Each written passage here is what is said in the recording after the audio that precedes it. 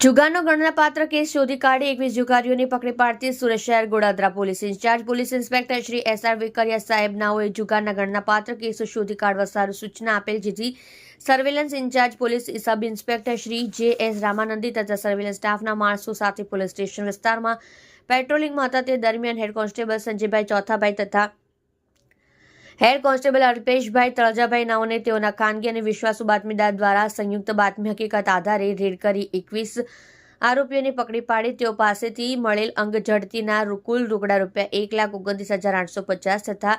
દાવ ઉપરથી મળી આવેલ રોકડા રૂપિયા 29,350 તથા મોબાઈલ ફોન નંગ 19 કિંમત રૂપિયા 1,95,000 તથા વાહન નંગ 6 કિંમત રૂપિયા 4,20,000 તથા પત્તાના વપરાયેલ તથા નહીં વપરાયેલ પેકેટ નંગ 27 જે તમામની કિંમત રૂપિયા મળી કુલ રૂપિયા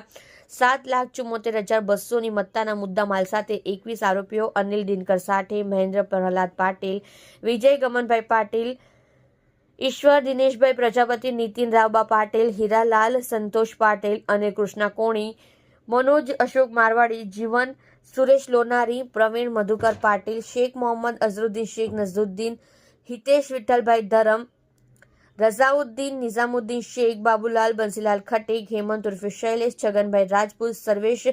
શેષ નારાયણ મિશ્રા, કંગરૂ ભાગીરાથ, મુદુલી, જયવંત સહાદુ બેન્દ્રે, મોહસિન નખેનાન પઠાણ, રફીક સાકિર પટેલ, વિશાલ અશોક સપકાળેઓને પકડી પાડી પ્રશંસનીય કામગીરી કરેલ છે. આપ જોઈ રહ્યા છો ગુજરાતની સૌથી પહેલા ખબર આપતી Surat express news channel director Rajesh મંગલેની સાથે.